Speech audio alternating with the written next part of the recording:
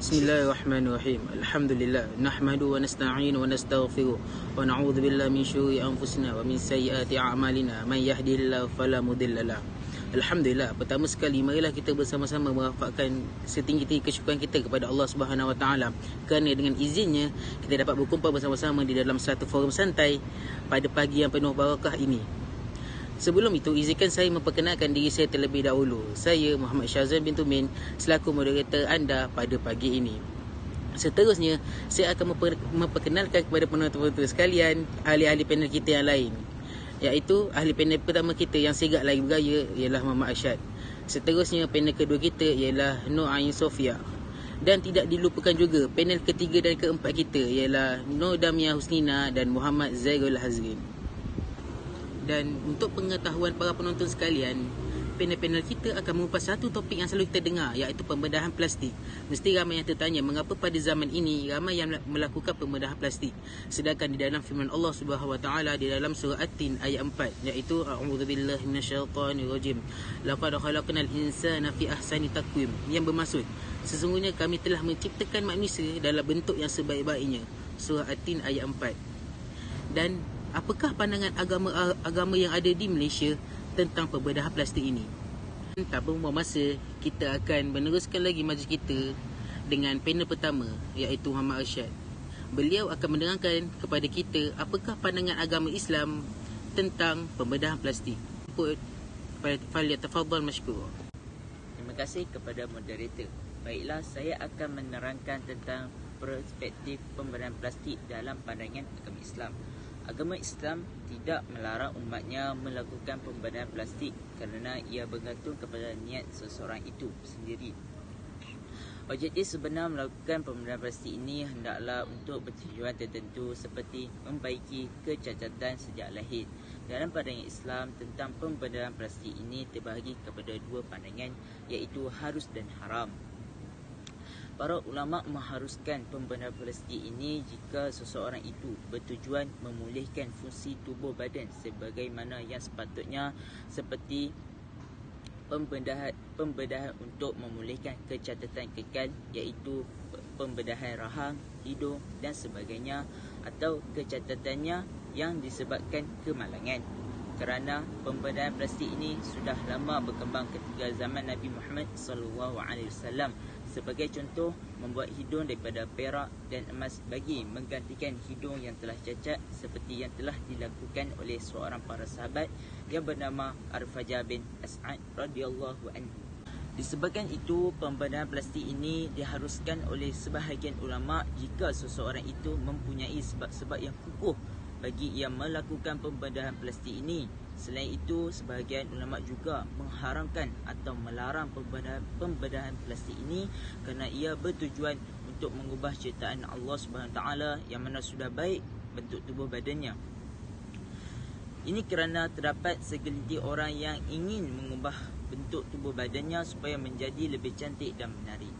Hadis Nabi SAW juga menyebut tentang pengharaman mengubah ciptaan Allah ini, yang berbunyi, An-Nabiy sallallahu alaihi wasallam la'anal washimat wal mustawshimat wal mutanammisat mubtariyatin lil husni mughayyaratin khalqallah. Bermaksud Allah melaknat wanita-wanita yang mentatu dan yang meminta untuk ditatukan, yang mencukur yakni menipiskan alis yakni bulu kening, dan yang meminta dicukur, yang mengikir gigi supaya kelihatan cantik dan merubah ciptaan Allah. Riwayat Muslim. Sudah jelas apa yang disampaikan oleh hadis Nabi. Hadis tersebut bahawa wanita yang ingin mengubah bentuk tubuh badan untuk kelihatan cantik adalah berdosa. Dengan kata lain, perbuatan tersebut adalah haram dengan sebab kecantikan. Kerana itu, di dalam pandangan Islam tentang pembedahan plastik ini terdapat dua pandangan. Disebabkan itu, kita boleh memilih untuk menerima mana-mana pandangan sama ada harus ataupun haram dalam pembedahan plastik ini. Okey. Sekarang saya ucapkan terima kasih kepada Muhammad Arsyad kerana telah sudi berkongsi fahaman agama Islam tentang pembedahan plastik. Seterusnya, majlis dengan berbesar hati menjemput panel kedua, iaitu Nur Ain Sofia bagi menjelaskan tentang fahaman agama Buddha pula. Dengan ini, majlis mempersilakan. Terima kasih ke atas saudara moderator yang arif lagi bijaksana kerana sudi menjemput saya, dan tidak lupa juga ahli panel yang lain. Baiklah, saya akan menerangkan tentang fahaman agama Buddha tentang pembedahan plastik. Antara fahaman agama Buddha tidak melarang penganutnya untuk melakukan pembedahan plastik, tetapi dengan tujuan positif dan bukan untuk penipuan seperti masalah penyakit kulit yang mengakibatkan kecelakaan maupun sejak kecil lagi. Melainkan bukan untuk kelihatan muda, dan agama Buddha juga tidak membenarkan penganut agamanya untuk melakukan pembedahan plastik demi mempercantikkan diri, kerana hal tersebut boleh dikatakan sebagai loba yang bermaksud tidak puas hati dengan apa yang dimiliki. Maka sudah terbuktilah di dalam agama Buddha juga membenarkan penganutnya melakukan pembedahan plastik jika ada kecacatan pada anggota badan dan bukan kerana untuk kecantikan semata-mata. Jadi saya akan menyerahkan kembali forum ini kepada saudara moderator. Jutaan terima kasih kepada panel kedua kerana sudah berkongsi fahaman agama Buddha. Kita sedia maklum, pembedahan plastik ini ada dua jenis, iaitu pembedahan kosmetik dan pembedahan konstruktif. Jadi, saya menjemput panel ketiga, Nur Damia Husnina, untuk menerangkan kita tentang pembedahan kosmetik. Terima kasih kepada saudara moderator Muhammad Syazwan yang sentiasa aktif menanyakan banyak persoalan intelek. Baiklah, untuk menjawab persoalan ini, pembedahan kosmetik ialah proses mengubah bentuk asal kepada bentuk yang mereka inginkan bagi menaikkan keyakinan diri, terutamanya bagi kaum wanita yang amat mementingkan penampilan diri. Antara contoh pembedahan kosmetik yang sering dilakukan ialah memancungkan hidung, membesarkan mata dan menegangkan kulit muka supaya dapat mengelakkan mukanya daripada kedut. Selain pembedahan kosmetik ini bukanlah kerana penyakit keturunan ataupun kecelakaan yang mengakibatkan kemalangan, tetapi ia adalah hanya ingin hawa nafsu untuk kecantikan dirinya. Alhamdulillah, kita sudah tahu apa itu pembedahan kosmetik. Jadi rasa tidak lengkap jika kita tidak mengetahui apa yang dimaksudkan dengan pembedahan konstruktif. Jadi saya menjemput panel keempat, iaitu Muhammad Zairul Hazrin, untuk menerangkan dengan lebih lanjut. Assalamualaikum. Terima kasih kepada saudara Muhammad Syazwan kerana memberi saya peluang untuk menjelaskan tentang pembedahan rekonstruktif. Baiklah, apa yang dimaksudkan dengan pembedahan rekonstruktif ialah pembedahan tersebut merupakan tindakan yang dilakukan untuk mengembalikan penampilan serta fungsi semula dari bahagian tubuh. Pembedahan rekonstruktif secara umumnya dilakukan untuk memperbaiki cacat celah pada tubuh seseorang yang disebabkan penyakit ataupun trauma. Seperti contoh, kemalangan, penyakit sejak lahir iaitu sumbing.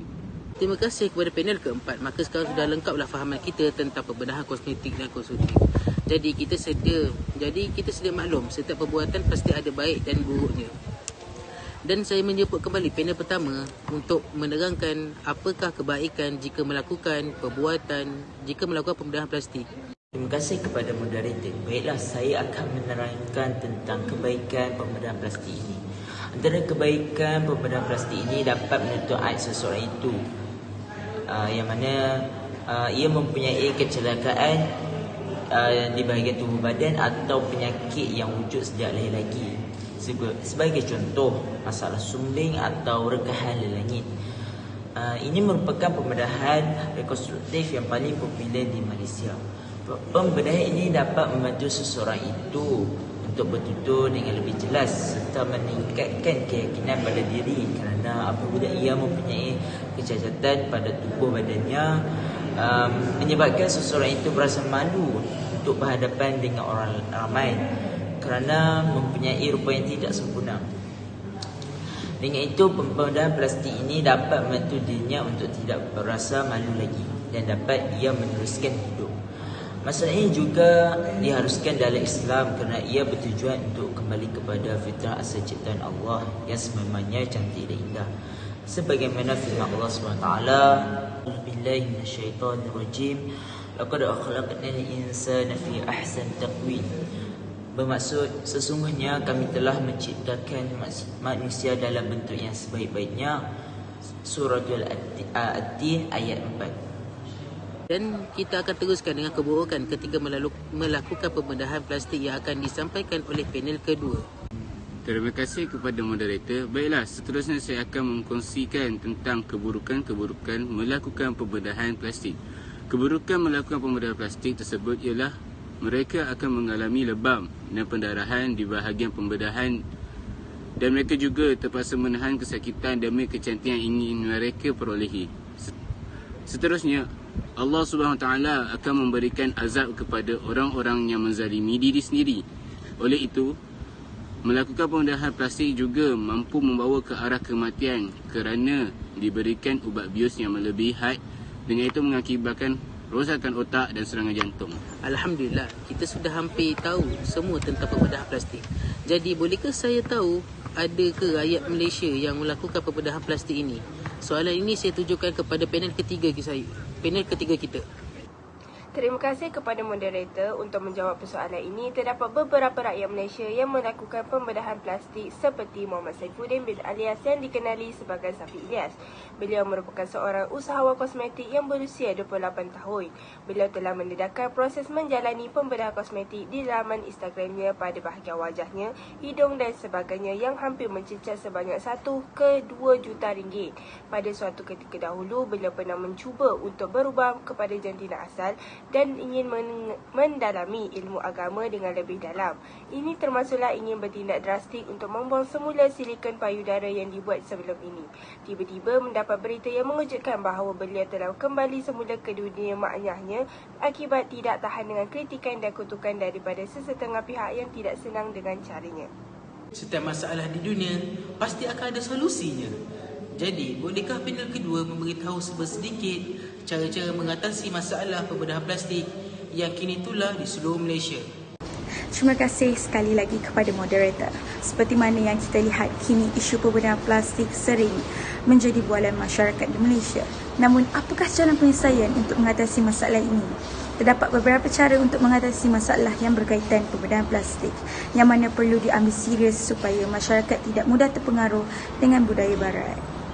Pihak berkuasa juga harus memainkan peranan dengan cara menguatkuasakan undang-undang dan memberi hukuman yang setimpal kepada mereka. Sebagai contoh, mengenakan kompaun dan penjara selama 2 tahun atau kedua-duanya sekali, serta mengetatkan syarat-syarat mengenai proses pembedahan plastik ini dengan cara seseorang itu hendaklah menyatakan ulasan yang kukuh bagi melakukan pembedahan plastik ini, dengan contoh seseorang yang mempunyai kecacatan di tangan, di muka dan sebagainya yang boleh menyebabkan penglibatan dalam kemalangan, kebakaran atau sakit sejak lahir.